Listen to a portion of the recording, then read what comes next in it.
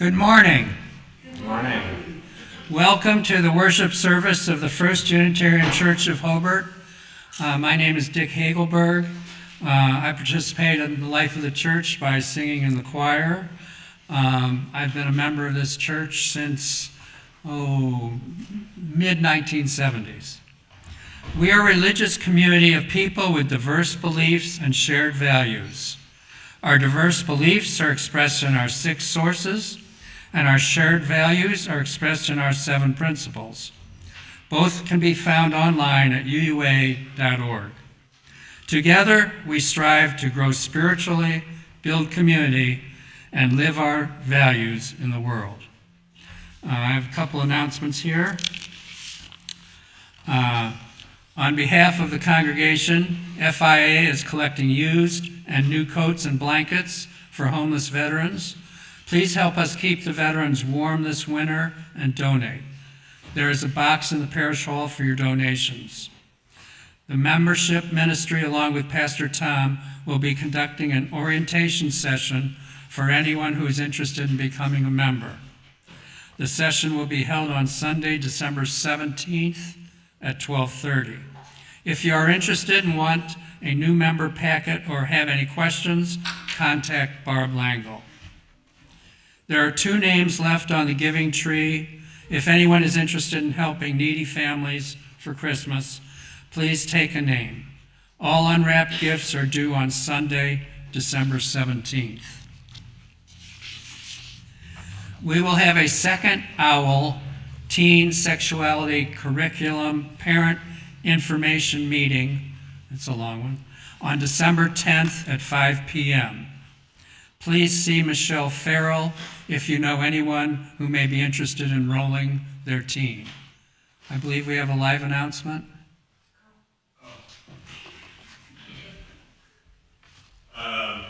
Michelle put me because she feels bad.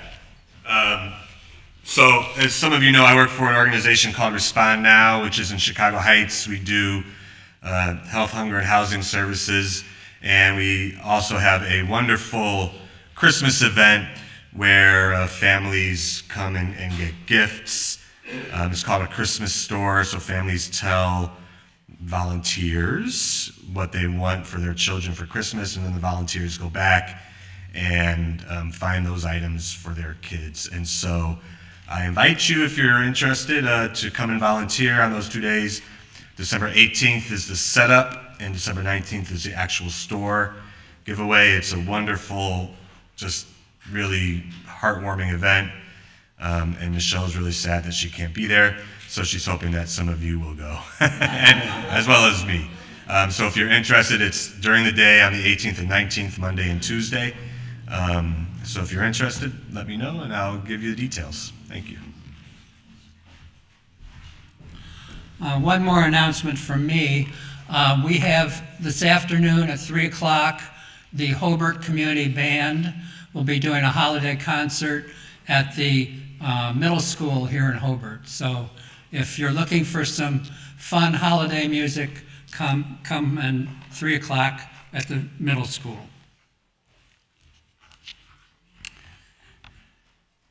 We are currently streaming our services online. The Joys and Sorrows portion of our service, however, is private and will take a break from streaming during that portion of the service. Other than that, the service will be recorded and will be available for future viewing on Facebook, YouTube, and the church website. Let your Facebook and Twitter friends know you are attending worship with hashtag First Unitarian Hobart. Now please silence your devices, take a deep breath, and another, and join us in a spirit of reverence.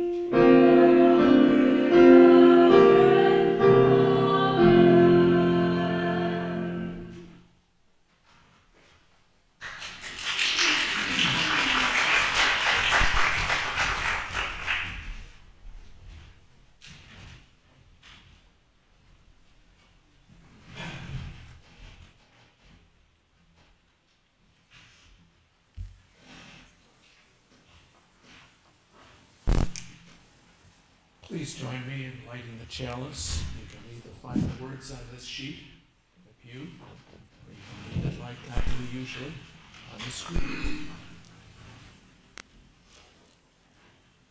We gather this hour as people of faith, with joys and sorrows, gifts and needs. We light this beacon of hope, sign of our quest for truth and beauty, in celebration of the life we share together.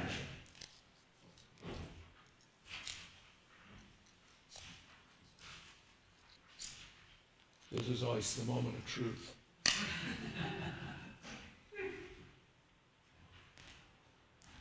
Voila.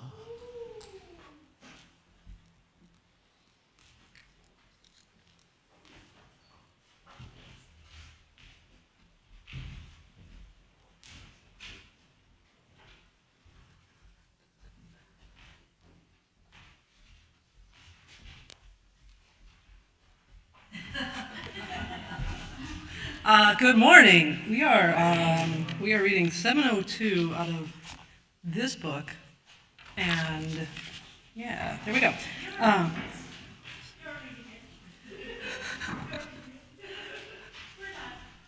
I'm reading this for you, and if you'd like to follow along, it's 702.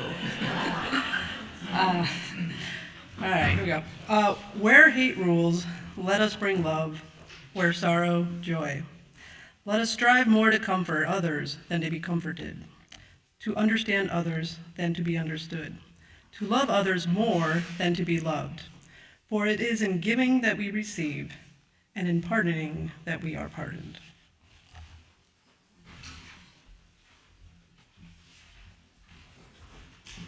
And now please rise and bow your spirit for our opening hymn, number 165, in our great hymnal, and windows that are black and gold.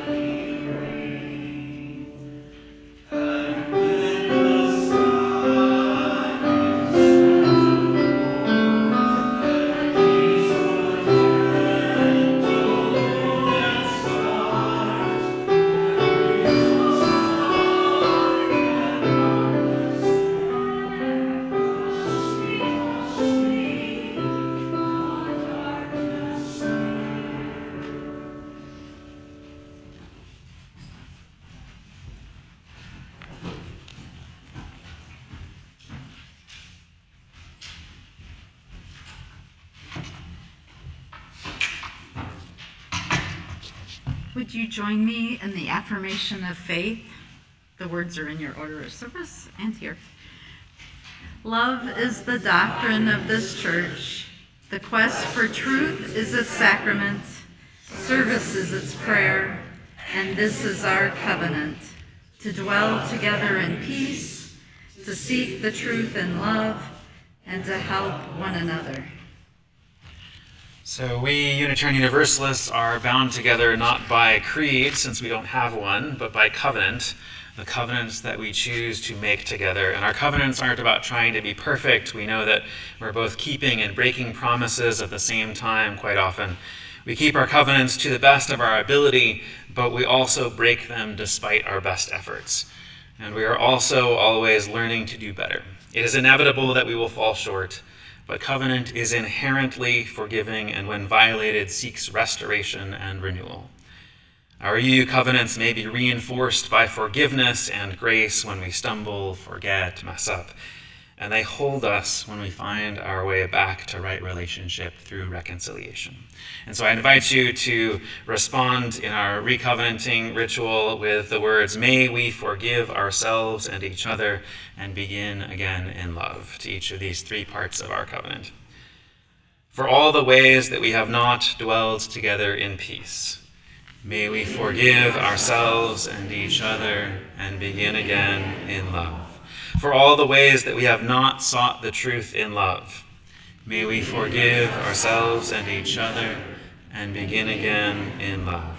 For all the ways that we have not helped one another, may we forgive ourselves and each other and begin again in love. Wonderful. And so I'd invite folks to greet your neighbor through some waving and some smiling, to let the warmth of your smile flow into the room and rejoice in our being here together.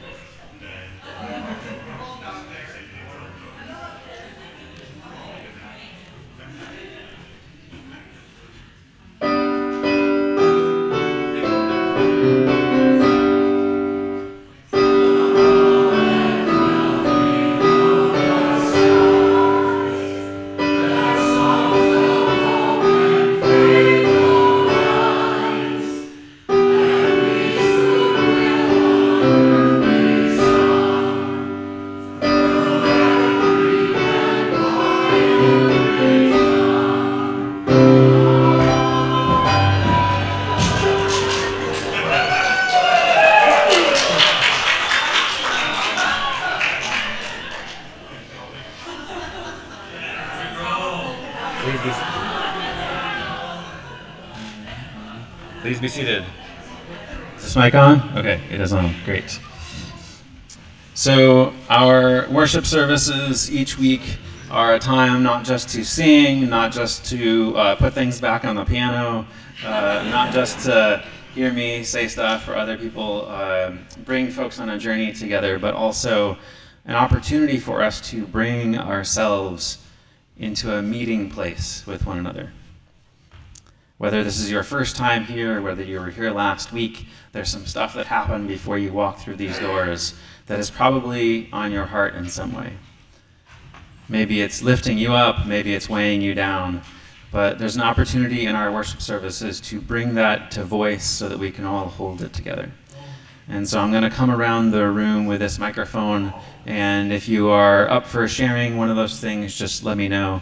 And I can come up to you with a mic, and I would just ask that you share your name so that we know who you are. So does anybody have a joy or a sorrow that they would like to share this morning?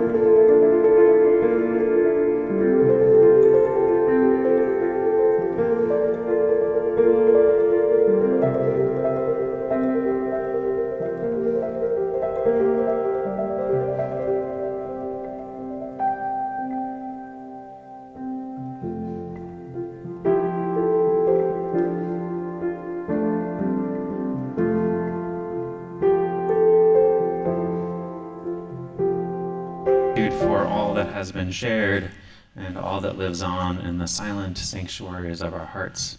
May we continue to weave the fabric of this community into ever more beautiful patterns.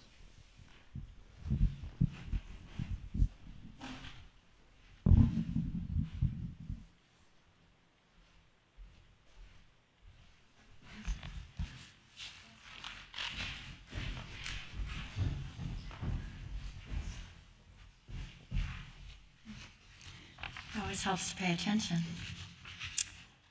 Today's story is a Hasidic story. The Question. There is a story about the great Hasidic master, Rabbi Zusia. When Rabbi Zusia grew old and knew that his time on earth was nearing a close, his students were called around him. Timidly, one of them spoke and asked Rabbi Zusia what he was most afraid of about dying. "I am most afraid of what they will ask me when I get to heaven," he answered. "What will they ask you?" The disciples were eager to know. "They will not ask me, 'Zusia, why were you not like Moses?'" he answered. "They will ask me, 'Zusia, why were you not like Zusia?'"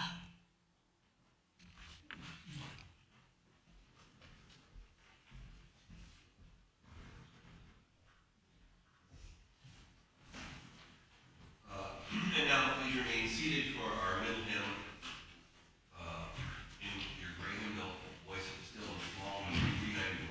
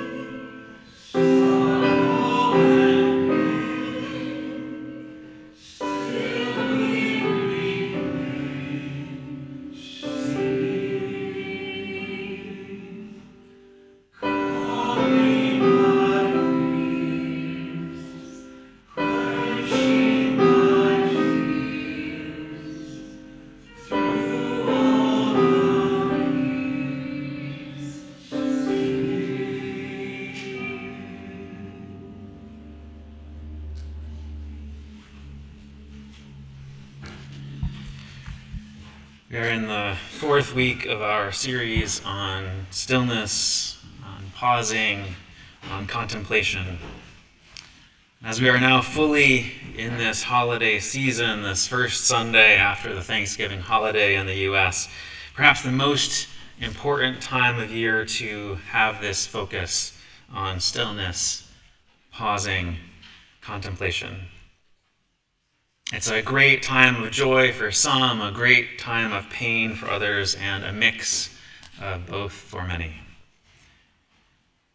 As we learn of sufferings both near and far and imagine the stories of sufferings that never reach us, may we not succumb to the temptation to drown it out by looking away, by hardening our hearts, by crafting simple stories in our minds to make it all simpler and more understandable than it is.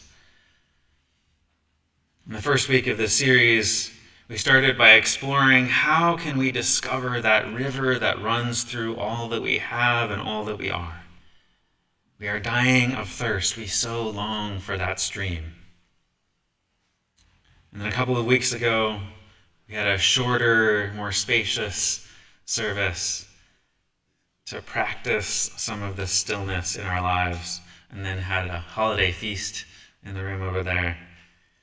Last week, Jerry and Myra talked more specifically about their application of Zen practice to life. And this week, we'll be digging into some issues around boundaries. There's some things in this that feel sort of like pointing to the moon. If any of you have not heard the story about a teacher trying to teach a student and points at the moon, and the student keeps focusing on the finger that the teacher is pointing with and not the moon itself. It's one of the challenges whenever we get into any sort of spiritual talk, is that the words can sometimes get in the way, and I've tried to not do that, but I'm gesturing at something that I hope that we can get some insight into. And of course, we'll be having the discussion group after the worship service, as we often do this morning, so there'll be some time for discussion and digging into it. So I've talked before about how I used to watch lots of movies. I don't know if you'd ever heard of Movie Pass. It's a thing that's still around, but it was really riding high for a little bit, where for just, I forget if it was $10 a month or $20 a month, I think $20 a month, you could see as many movies as you wanted. Just go to the movie theater, show them your Movie Pass thing, they scan it, and you go into the movie for free. So I thought, wow, this is an amazing deal. And so I started just, if I had a couple hours, there's a movie theater over here, I'll just stop off and watch the movie.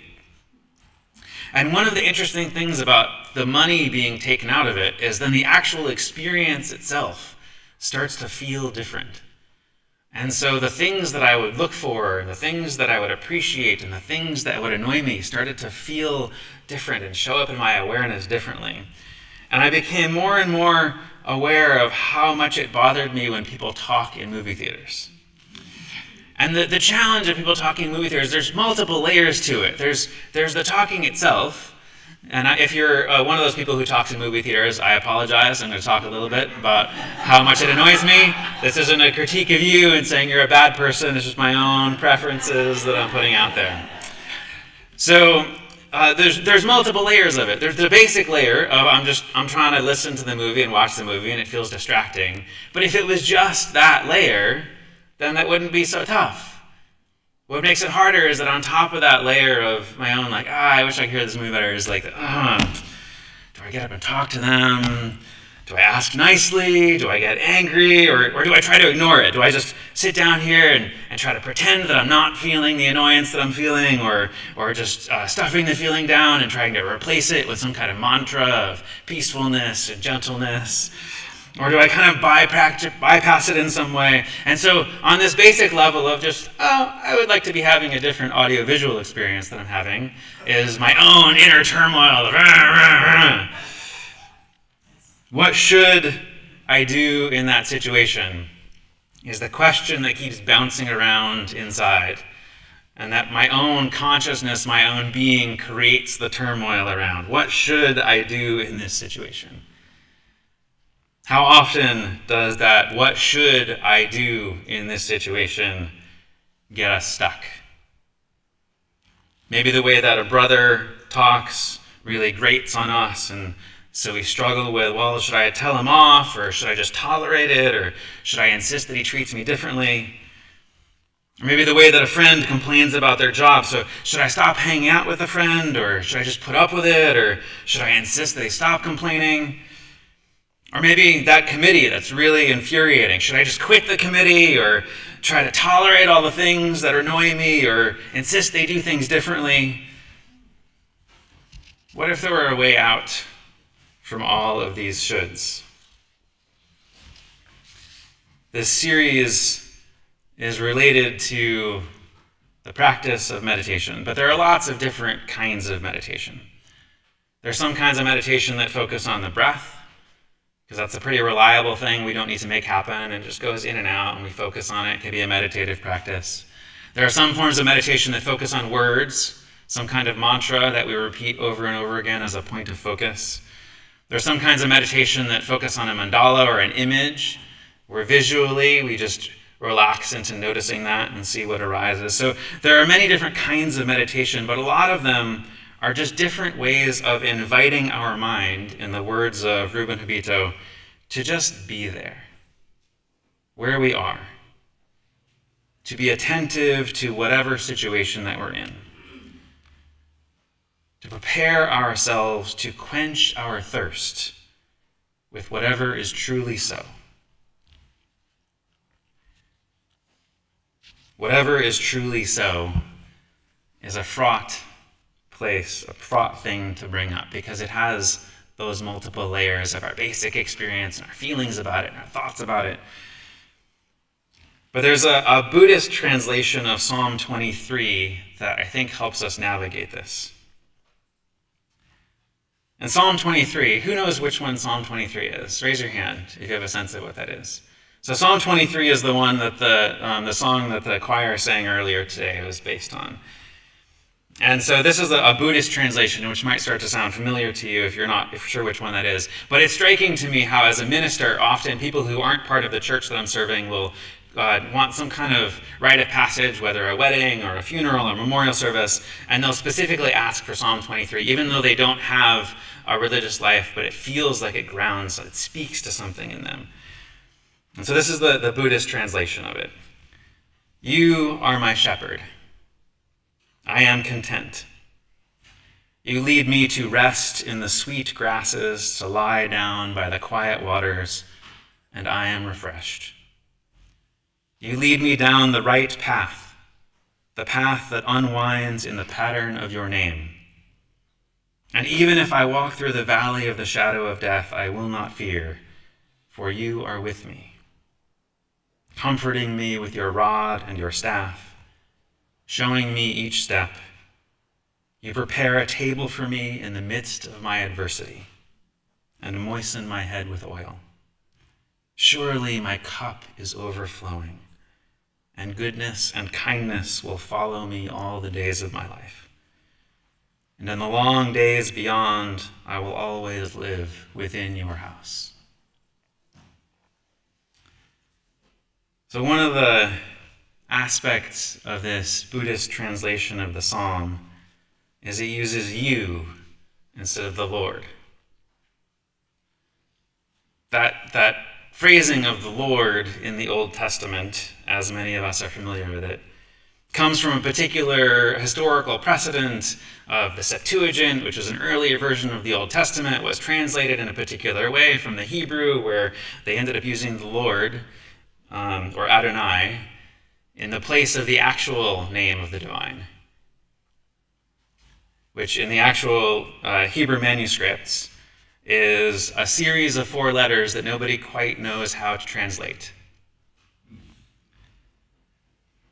Sometimes in Judaism they use Adonai or Hashem to avoid the profanity of speaking that name out loud. But when Moses encounters the Holy One, or Hashem, at the burning bush and is promised liberation and is told to ask the Pharaoh of Egypt that the Hebrews be freed, he asks the bush, "Who shall I say has sent me? What is his name?" And the answer is just a form of the verb to be. And so Moses asks again, "Who is it that's sending me?" And the answer is, "I will be as I will be." Thomas Aquinas' version of this has been translated into English as, "I am who I am." There's just a statement of beingness under this, the Lord. I am what I am. When we really sink down into the present moment, we can start to pull apart our labels of who we are and who we actually are. Our identities, our professions, our hobbies, the words that we often use to describe ourselves, either to ourselves or to other folks, can melt away, and we can have a deeper sense of ourself under that. There's a group psychology exercise that we will not do this morning, but that involves people pairing off with one another and facing one another and just repeatedly asking, "Who are you?" for 10 to 15 minutes. And discovering the new answers. You might start off with, "Well, I'm a lawyer, I'm a psychologist, I'm a teacher." And then the next layer, "Oh, I really like books or movies or riding in my car around town," or "I was somebody who was born here." And just over those 10 to 15 minutes, gradually arriving at the place beyond the labels that cannot be captured in words or even thoughts. So rather than doing that 10 to 15 minute paired off process, we'll do a mini alternative to that, just a solo thing for the next minute. And so I'll keep time, so it'll just be a minute. And over the course of this minute, you can just breathe in and out and accompany your breath with a silent mantra of just I am. And so each time you breathe out, just say internally, silently to yourself, I am. And as you do that, just let it resonate and let yourself dissolve in that.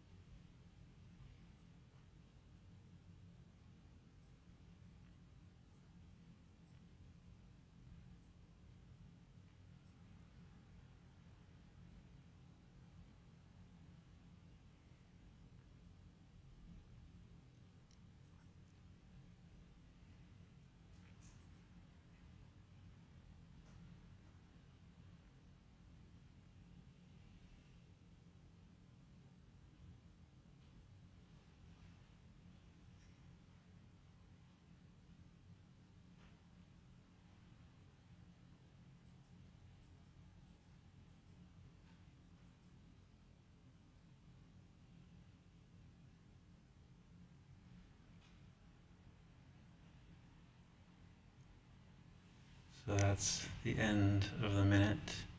So I invite you back into the space. And you may, in that near 1 minute, had some sense of self-dissolving or not, and either way is totally fine. But in practicing something like this over time, when you look at a tree outside, you can start to realize that the tree is included in that I am. When you touch the earth and hear the rustle of the leaves as you walk on the dry leaves, that too is included in that I am. When you look at the stars and see the twinkle, that is also included in that I am. Can we listen from the depths for that dimension of being? In those depths, we start to discover things. We start to hear things that we might not hear otherwise.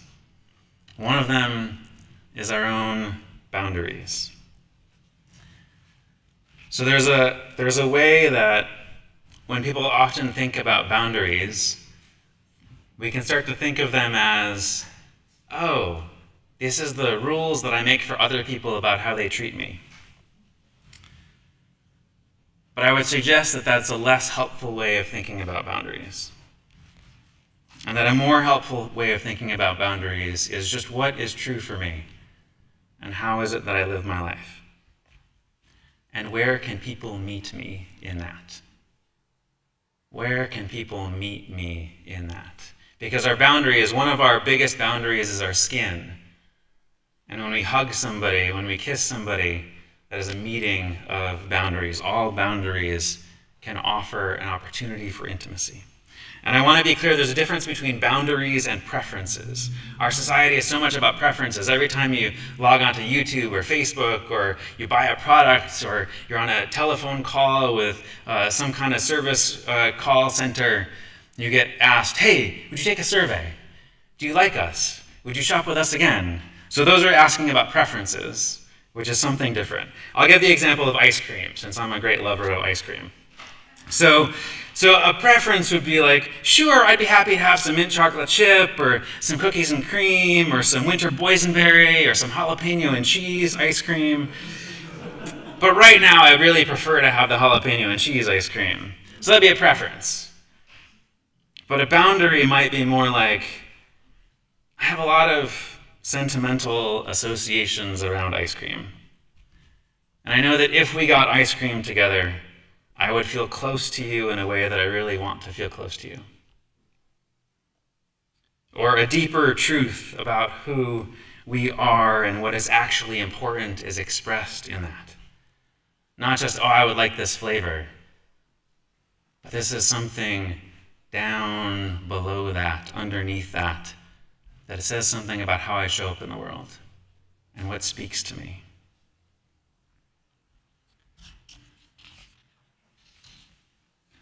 There's another translation of Psalm 23 that instead of using you, uses I am. I am is my shepherd. I shall not want. In burdened pastures, I am gives me repose. Beside restful waters, I am leads me. I am refreshes my soul. I am guides me in the right paths for the sake of the name of I am. Even though I walk in the dark valley, I fear no evil, for you are with me. With your rod and your staff, you give me courage. You spread the table before me in the sight of my oppressors. You anoint my head with oil. My cup overflows. Only goodness and kindness follow me all the days of my life, and I shall dwell in the house of I am for years and years to come. I am is my shepherd in that larger sense that includes the tree and the rustling leaves and the stars.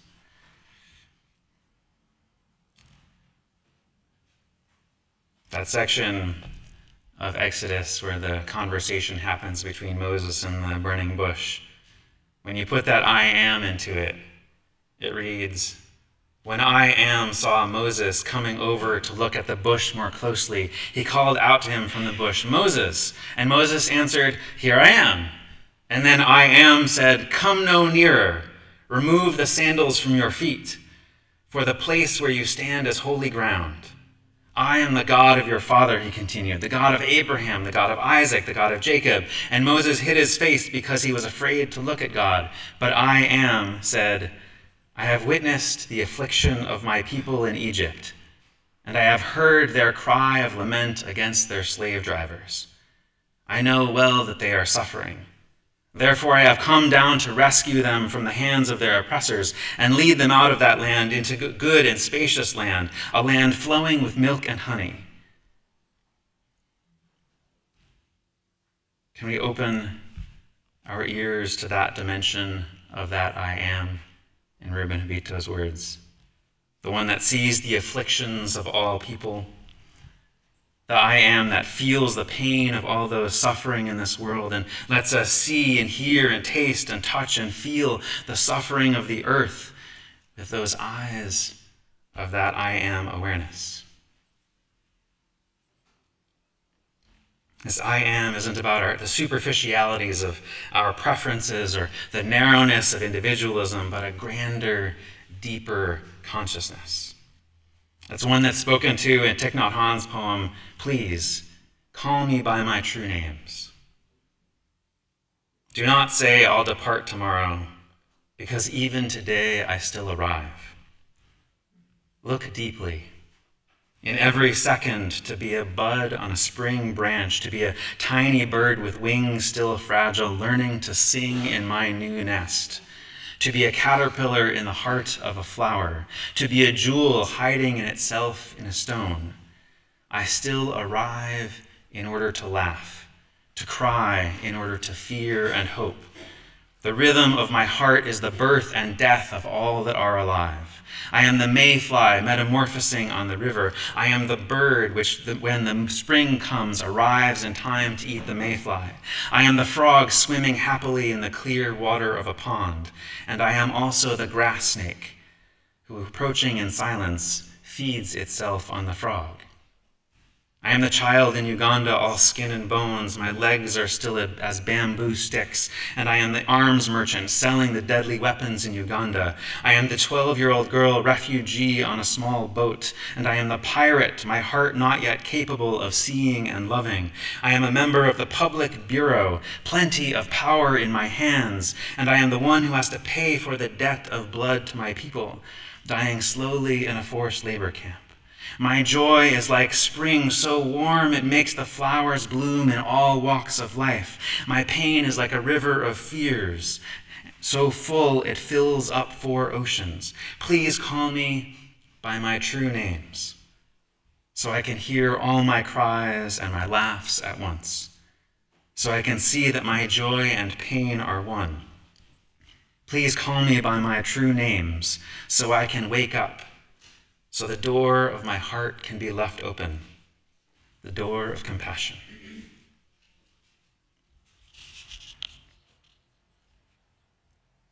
Part of the psalm talks about not wanting.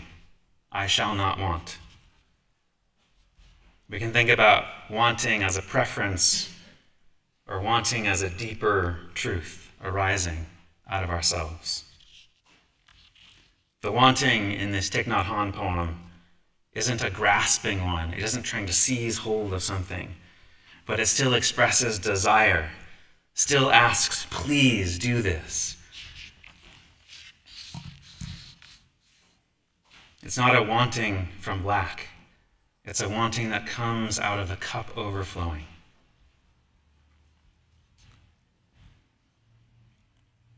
One last translation of the psalm. I am able to rest in green pastures. I am guided in the waters of rest or stillness of waters. I am guided in those waters that are restful. Through restful waters I am led. My soul is restored. I will be led in the paths of righteousness, even though I walk in the valley of darkness. I will not fear evil, for you are with me. Your rod and your staff, they comfort me.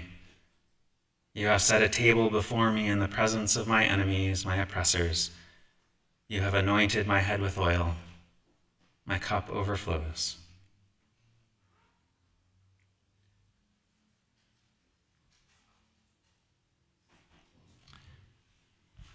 There's not a lot of trying in that. There's a resting in deeper truths. Opening to that perspective, that resting in deeper truths, can be particularly easy this time of year. There's a poem by David White. When your eyes are tired, the world is tired also. When your vision has gone, no part of the world can find you.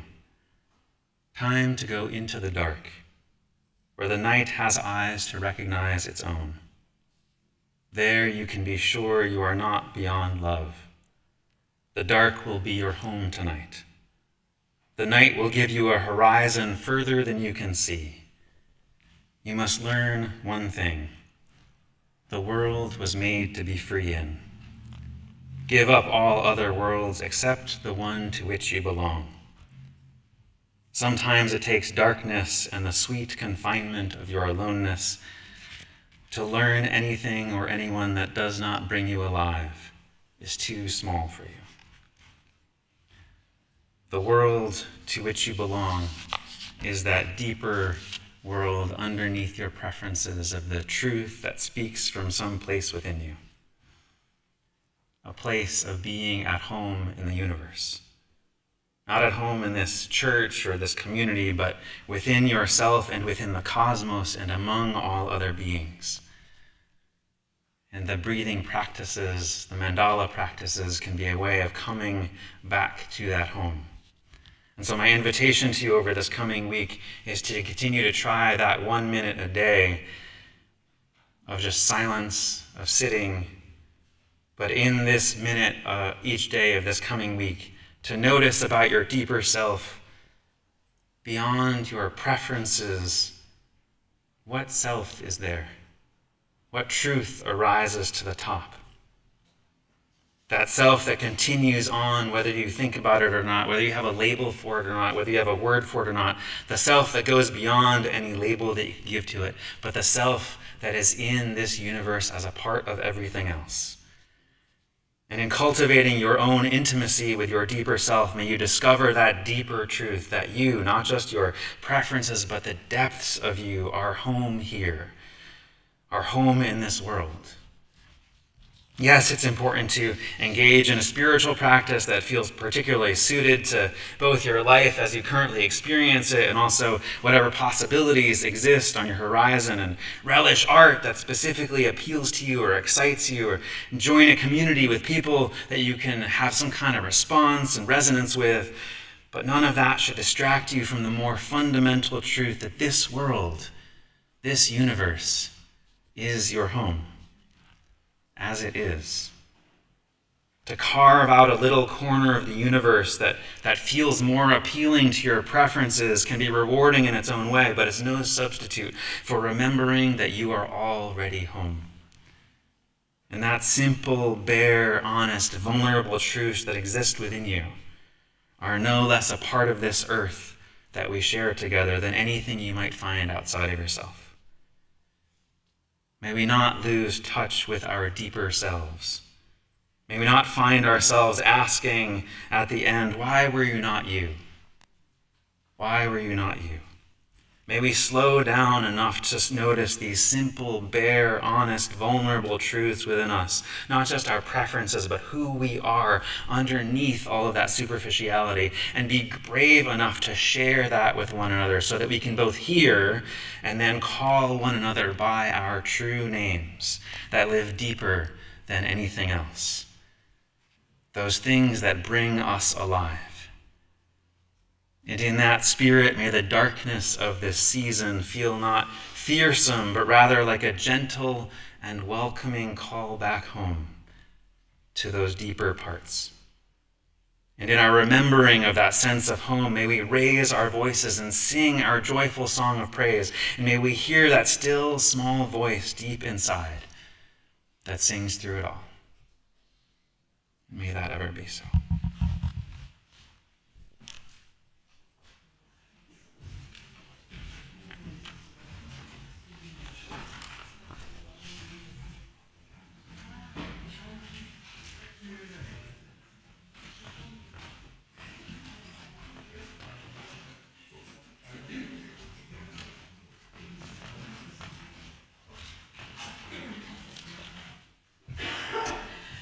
Now is the time in our service for the offering.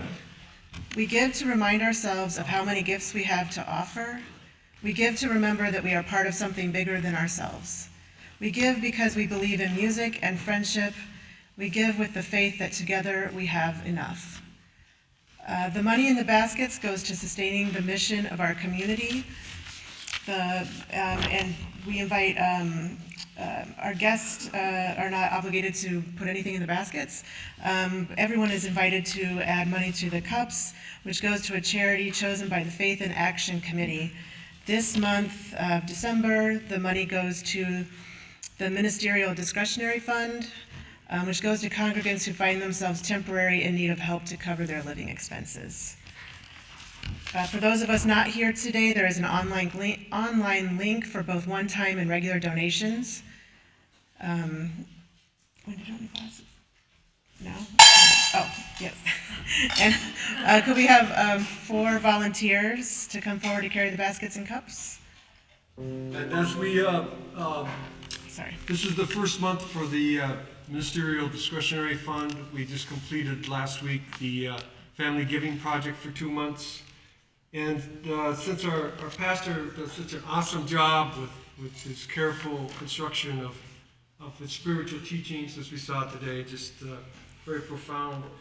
And he mentioned boundaries and turmoil in honor of all the talkers during movies.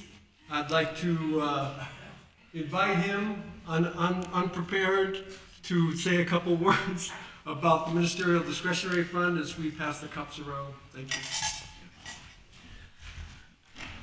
Occasionally, some folks will come to me at any time of the year, be going through a rough patch. And so the Ministerial Discretionary Fund specifically has a pool of funds to cover emergency things like bills or rent or something like that to keep somebody in a more secure context.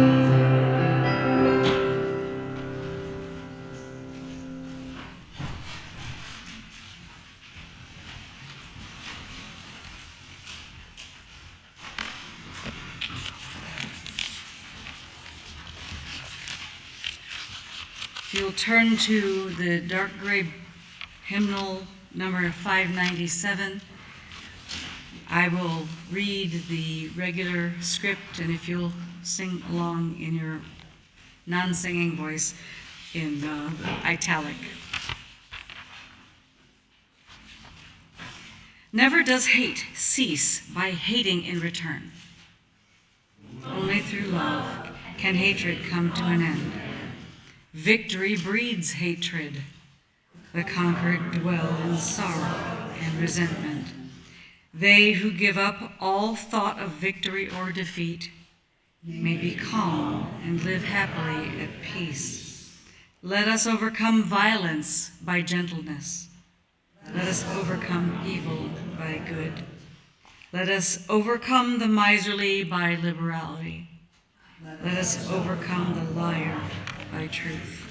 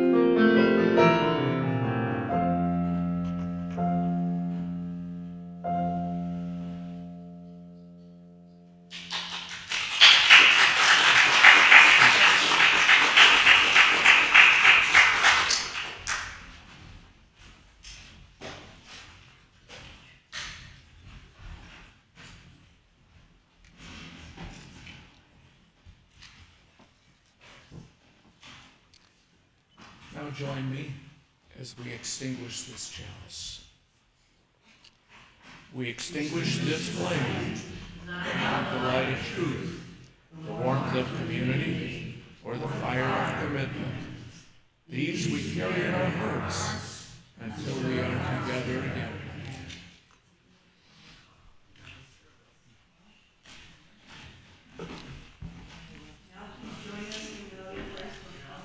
So next week we'll finish up this series, and in 15 minutes we will be joining right here for a discussion about this morning's worship service. So please grab a chair if you'd like to join us. And in the meantime, please go enjoy refreshments. Or if you prefer to not have the discussion, you are also welcome to do that in there as well.